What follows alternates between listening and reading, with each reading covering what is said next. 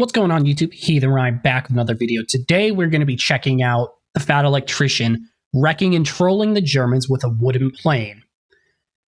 I've seen this in my recommended a whole bunch. I've just never actually watched it. I figured now's the time, so let's jump straight into it. In 1941, the British government finally and reluctantly agreed to let a speed freak build their next warplane, and this man took two 1,600 horsepower engines, stuck them inside of a wooden airplane, and things immediately got out of hand in the best way possible. Yeah, why wouldn't you? Today we're talking about the D8. Why wouldn't you want a speed freak to make your planes? That seems like kind of smart. Like, obviously have them be qualified and everything for it, but yeah, speed is kind of a big deal when it comes to warplanes. H-98 de Havilland Mosquito.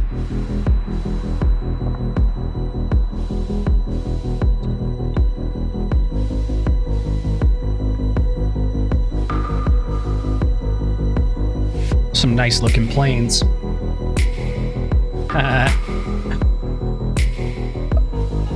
Holy shit. And while the official nickname is the Mosquito, it also goes by the Mossy, the Loping Lumberyard, the Wooden Wonder, and the Timber of Terror. And when something has that many different nicknames, you know it's going to be good. And just like so many other stories, this story too begins with a word from our sponsor, because this video is brought to you by my favorite sporting goods store, Shields. They've got a bunch of really cool retail locations all across the United States and an even better online store where you can get pretty much anything that has anything to do with going outside or being physically active. Or beef jerky. They have a bunch of beef jerky too. Anyways, if you use the link on my website or in the description down below, you're going to get free shipping on your order. Let's get back to this video. Our story begins in 1909 with Sir Geoffrey de Havilland. He is 27 years old, he just got married, and he has spent his entire life working on, building, and designing cars and motorcycles. But now, they're just not fast enough. There's this new thing out, airplanes, and they can go even faster. So naturally, he's got to get him one of those. The only problem is, building a plane, as I'm sure you can imagine, costs a lot of money, even back then when they were just biplanes. So where's he going to get all this money? Well, he's going to do exactly what any self-respecting man would do. He's going to go to grandma for a 0% interest loan.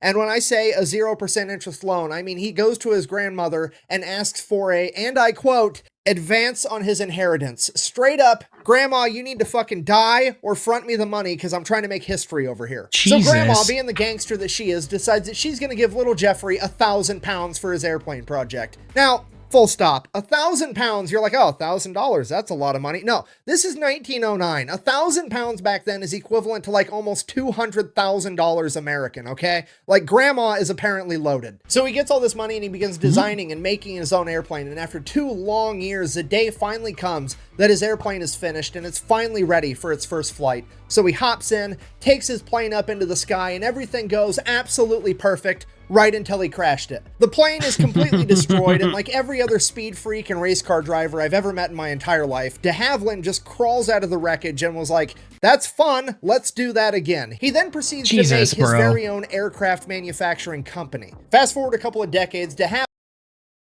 Havilland... So dude built race cars and motorcycles.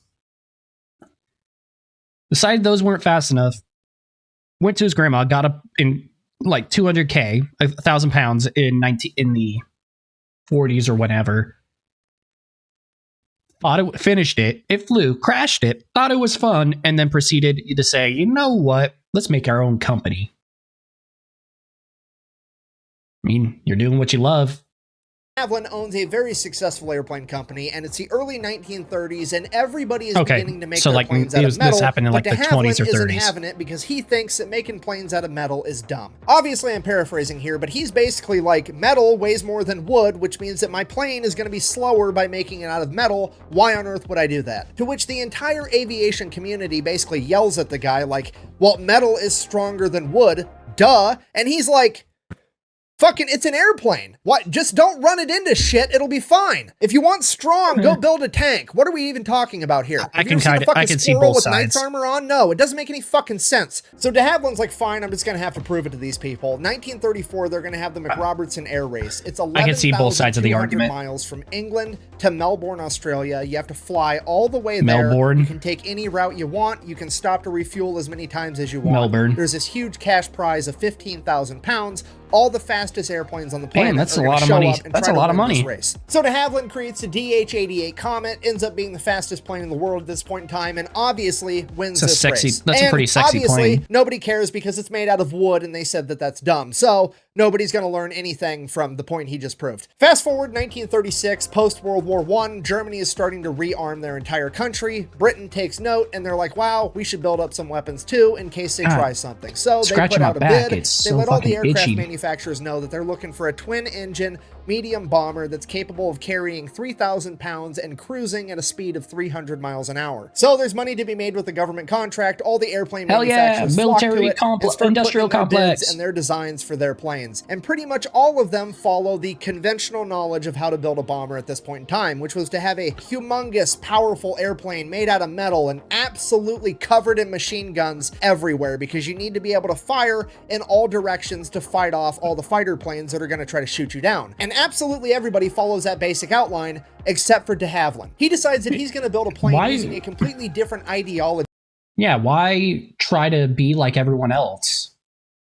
Like, why would you try that? Why not just why wouldn't you try to make your own way? That just seems a bit smarter.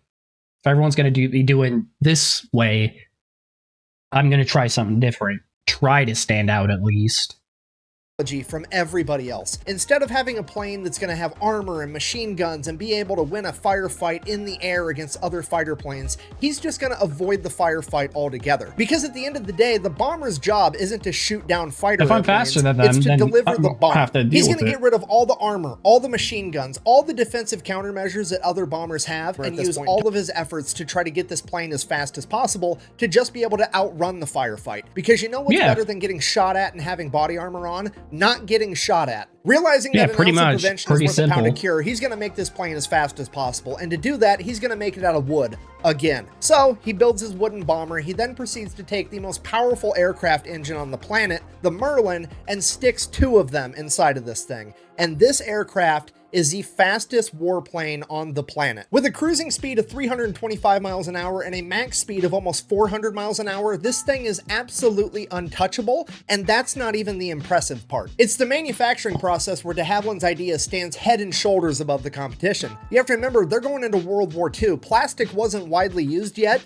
and anything that's plastic today was probably metal back then. Metal was used for absolutely everything from canteens to tanks to airplanes. All of it was metal, meaning that throughout the course of World War II, metal became extremely scarce, so much so that America was trying to build ships out of concrete, and Great Britain was trying to build an aircraft carrier out of wood pulp and ice. So being able to build a bomber out of a cheap and readily available resource like wood was a humongous deal. And it all trickles down incredibly from there, because not only are you just using... Because I don't remember when. It was I want to say sometime in World War II. I don't necessarily remember. It's been a bit since I watched the video on it. That's when Russia, when they were building their planes, they found out how to make Bakelite, which was hella toxic and everything, but it was lighter than metal. I think either lighter or more durable than wood. I can't remember. Like, I want to say it was like the midpoint between wood and metal, but it was super toxic to make. I think. And I know it was super toxic. I don't remember the actual qualities of it, though. It had to have been different than wood, otherwise they would have just used wood. I would think, anyway. So, yeah, I'm going to go with... It was like the midpoint between metal and wood. Using an untapped resource. By using wood, that means that you're not going to have metal workers and riveters working on the plane. You're going to have woodworkers working on your plane, which at this point in time was a pretty much untapped labor. Pretty much, because I think during World War II, a bunch of like the welders and shit got basically pulled to go work on ships. They got pulled to go weld ships together during World War II. So when they were designing the Crusader tank, I believe, they designed the Crusader tank, they basically were like, okay, hey, what can we use because we can't pull welders because welders are all being used? Oh, hey, train makers, do you think you could build us a tank? And they're like, well, a tank's kind of like a train, so sure. Which is why the Crusaders, more often than not, or like early World War II British tanks were riveted because they couldn't use welders, so they had to use train makers to do it.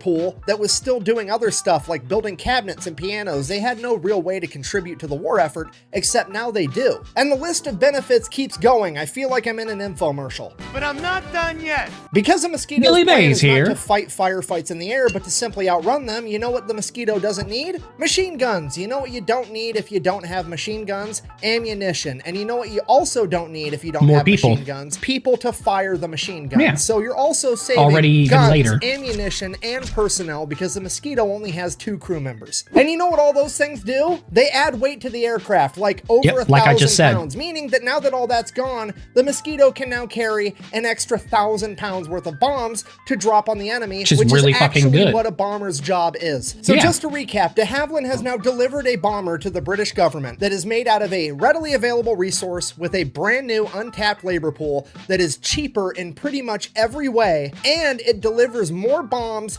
faster to the enemy. So clearly, the British government fucking hates it. And I mean, really, Sir obviously, Geoffrey de Havilland really should surprised? be more considerate. How are these poor politicians and defense contractors going to be able to feed their kids if he's out here trying to make planes that are cheap and reliable? I mean, what's the point of even going to war if you're not going to make a bunch of money off of it, right? Look, I guess I'm just glad it's not a uniquely American thing for this to happen.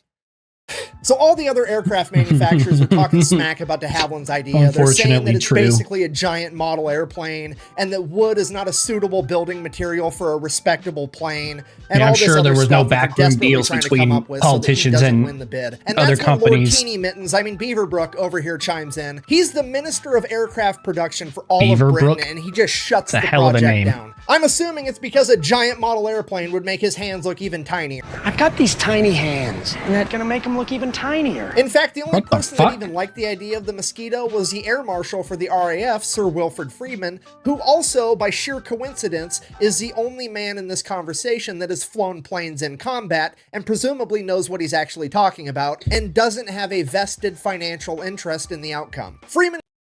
Imagine that. Yet again, politicians fucking up the thing that actual people going into the war need. Like, imagine that. It's politicians who fuck shit up. It's almost as if you let the actual guys on the ground and everything design what they need or choose what they need. It'd be a whole lot easier. But no, politicians fuck it up yet again. Is also responsible for the RAF ordering the Spitfire, the Hurricane, and the Lancaster bomber, as well as the development of the Merlin engine. Like, he's got a pretty good track record of picking amazing planes. Really good fucking things. Obviously, we're going to listen to what Sir Wilfred Freeman has to say, right? Wrong. Fuck no. 100% God no. wrong. That'd make too much sense. We're going to have Lord Bitch Mittens over here, fire him, transfer him to a different department, and then take credit for all of his accomplishments and use that newfound status to kill the Mosquito project once and for all. Man, because fuck politics.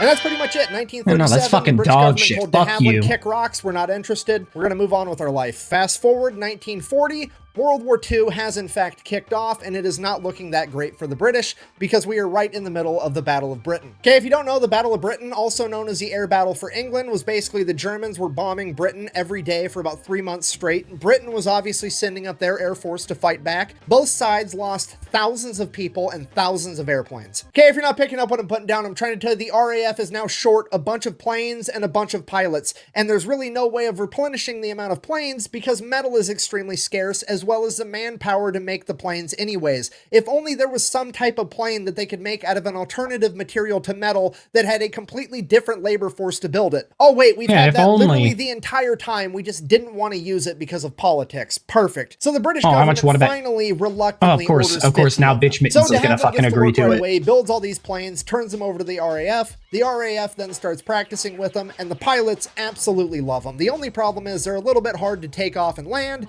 which makes sense because because they're basically a paper airplane with a fucking V8 attached to them. So the decision gets made that fucking only the awesome. best pilots are going to be allowed to fly these things, and now we got to find what the first mission for the Mosquito is going to be, and it's going to be super secret because nobody knows that this plane even exists yet. So up until this point in the war, the British really didn't have a surveillance plane capable of flying over enemy territory and seeing what they were up to, so they were actually using their fighters, the Spitfire, to do that. And while the Spitfire is awesome, it sucked for this particular job because it simply couldn't hold enough fuel to go very far into enemy territory. The Mosquito, on the other hand, instead of filling it with bombs, we're just going to fill it with an extra gas tank, and this thing is going to be able to fly from England all the way to the Soviet Union and back in one flight without refueling, and that's exactly what it does. Yeah, the Mosquito is, that's hella fucking smart. The world's first long-range reconnaissance aircraft that set the groundwork for every aircraft after it. It's basically the acoustic SR-71. So that's what they use it for the rest of 1941. 1942 rolls around. The fucking plane hipsters would choose for it. This thing can hold 4,000 pounds worth of ordnance. What if we just did one 500-pound bomb and some extra fuel tanks, and then we could bomb super deep into enemy territory? And that's exactly what they're going to do. Operation Jericho, a bunch of wooden wonders are going to low-level penetrate deep into enemy territory and deliver a payload. Try saying that with a straight face. So I was about to make the joke, penetrating deep. They're going to bomb Gestapo headquarters with 500-pound bombs. They fly all the way there above the ground and or ocean at like 100 feet, make it there more or less completely undetected, and bomb Gestapo headquarters. The only problem was, because they were so low to the ground, they decided that they were going to extend the fuse time on the bombs because they don't detonate on impact, they detonate on a timer. So they extended the timer to 11 seconds to allow the planes to get out of the blast radius of the bomb. So they went ahead and they dropped the bombs. The bombs were a direct... It's smart. While playing War Thunder, I've killed my plane before because I had too short a fuse on my bomb. So yeah, makes sense. Hit on the Gestapo building. The only problem was the fuse was a little bit too long, and a 500-pound bomb traveling at like 400 miles an hour apparently has enough force in it to go through one wall, through the building, and out the other wall, and all 4 of the bombs did exactly that, flying completely through the building before detonating. So the mission failed successfully. Did they accomplish their goal? Not really, but they did prove that the Mosquitoes were pretty much unstoppable and very accurate. So now they're going to begin using the Mosquitoes to nuisance bomb Germany. Every night they're going to begin sending out just tactical Mosquitoes to bomb Germany on their own also home strategic turf to bombing begin weakening their morale. And with the Mosquitoes, this works for some reason way better than any other plane was ever able to do it. Like, the Mosquitoes rarely ever get caught when they're dropping bombs. So they're kind of like, okay, well, let's try a bigger bomb then. And the RAF it happens to work. To drop the 4,000-pound blockbuster bomb on Berlin. They then proceeded to do that every single night for 220 nights straight, earning it the nickname the Berlin Express. And then somebody at the RAF finally puts together the fact that maybe the Mosquitoes are so successful at not getting caught on their bombing runs, not necessarily because it's nighttime and not necessarily because they're really fast, but because they're made out of wood, and wood doesn't give off nearly as strong of a radar signature as metal does. Which means it stands to reason that they would have just as much success bombing during the day as they would at night, which, if successful, is going to be extra demoralizing because at this point in time, everybody understands that there's never bombing raids during the daylight because the fighter jets would be able to take them out immediately. But in the case of the Mosquito, if they don't get picked up on radar, nobody might scramble the fighter jets until it's too late. So the RAF, with their immaculate sense of British humor, realize that this is a very rare opportunity to troll the enemy that they cannot afford to waste. So British intelligence finds out that January 30th, 1943, the Nazis are going to be holding a humongous rally to celebrate their 10-year anniversary of coming to power. It's going to be huge. Hitler's right-hand man, Hermann Göring, is going to be there giving a big speech. They're going to put the entire thing out on the radio waves so the whole country can hear it. It's going to be a huge morale boost to the Nazis. And it probably was, right up until the RAF sent out the Mosquitoes and bombed all of the broadcasting towers for Berlin, so the entire country just got to hear explosions, screams, and then the radio cut out forever. And then the British turned it into an entire propaganda thing, because not only are we hitting you on your own home turf in broad daylight, it's also in a wooden plane. So the Nazis are absolutely furious. They want to retaliate, so they ramp up air raids on Britain. The only problem is they can't really pull them off in daylight, but it is 1943, so they have figured out how to put radar in their individual fighter planes, meaning that the night raids are going to be far more successful than they ever were before. Or so they thought, because guess what? The British have a plane that's pretty much immune to radar. So they take the Mosquito bomber and they turn it into the bomber fighter by putting 4 20mm machine guns in the nose, Jesus, plus another 4 Browning machine guns in the nose, and then send them out as night fighters. Because fuck you in particular. Absolutely wreck the Luftwaffe in night combat because they can't be seen by radar and they have radar to see them. Then, after seeing how incredibly good the Mosquito was at night fighting, the RAF had another brilliant idea. What if they sent out a bunch of Mosquito night fighters to wait above German airfields and then sent out regular bombing raids with regular bombers, and when those bombers got picked up on radar, they would scramble the German fighters to go up and intercept them, but the Mosquitoes would already be above them and literally spawn kill the Germans the second they got in the air. Not only did this work, it virtually shut down the Luftwaffe's ability to operate at night altogether, and the British were able to bomb Germany completely unopposed. That's hella fucking cool. At this point, Hermann Göring is sitting in his office like, what? Okay, fine, I'm cool, I'm fine.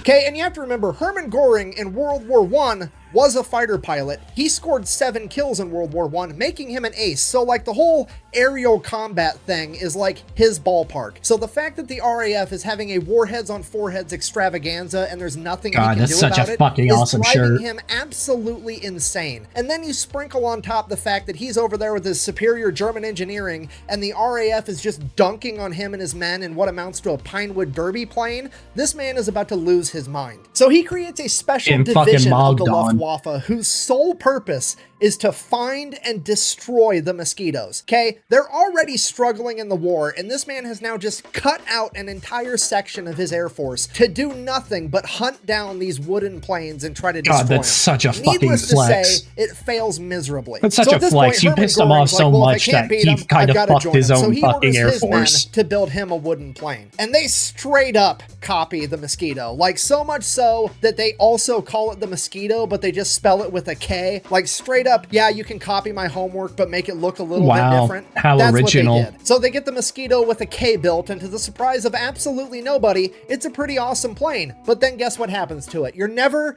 gonna guess what happens to the German Mosquito. A bunch of high-ranking Nazis, politicians, get together and they're like, I don't think a wooden plane's a good idea. I want big metal planes with metal armor and a bunch of machine guns all over them because that's the way to go. The same political BS that shut down the British Mosquito 10 years prior is now holding up the Nazis. So much so that they don't even get their first test flight in until June of 1944, which is way too late in the war for the Nazis to begin making a new type of plane. And I love that. I'm sorry. I love the fact that the Nazis in their infinite wisdom decided that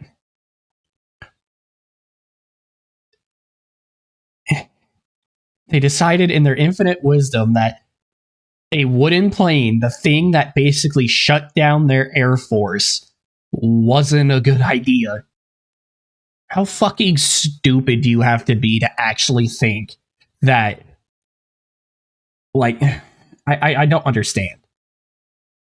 I don't understand whether you're a politician, whoever the fuck you are. How do you not understand that that's a stupid fucking decision?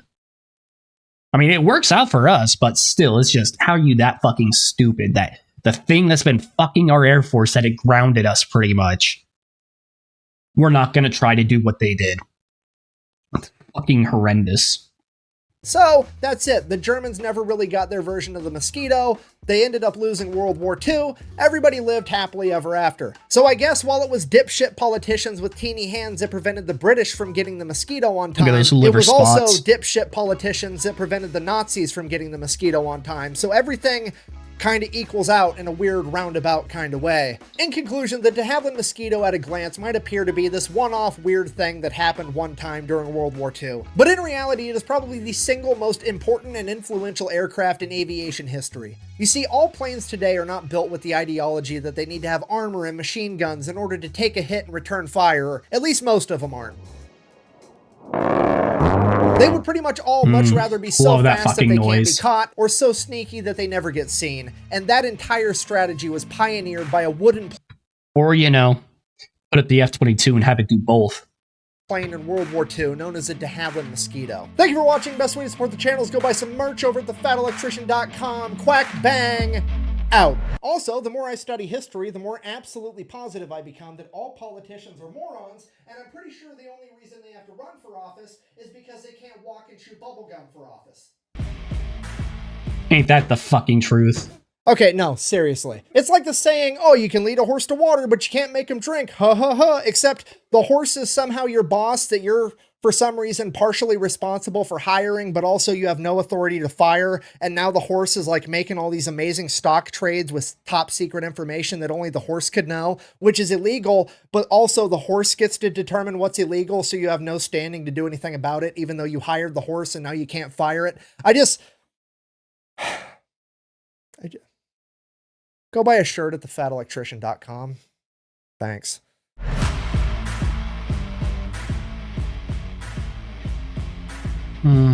I feel for him. Because it's... And yeah, that's it. I feel for him. Yeah, like he said, make sure you go support him. Make sure you do. And yeah, it's honestly insane how stupid our fucking politicians are. No matter what side you're on. Well, that was the fat electrician wrecking and trolling the Germans with a wooden plane, the DH-98 Mosquito. Really good. I'm glad I finally watched it. Leave a like if you enjoyed, comment if you did or did not enjoy it, subscribe if you want to see more, and until next time, take care of yourselves. For authority that's an oath, just pop a kidney. I bought a million option of the second I stop doing the grim and I rock. The arena's bringing the piss and bumping the pack in the car. Pretending I got all the eyes on me. Got a bad baby, it's just in the band. And too many people other than me that's seeking attention. And they want me, but the groove is man, I should at least stand. And the smell of the money must. Go fuck yourself. Communism sucks.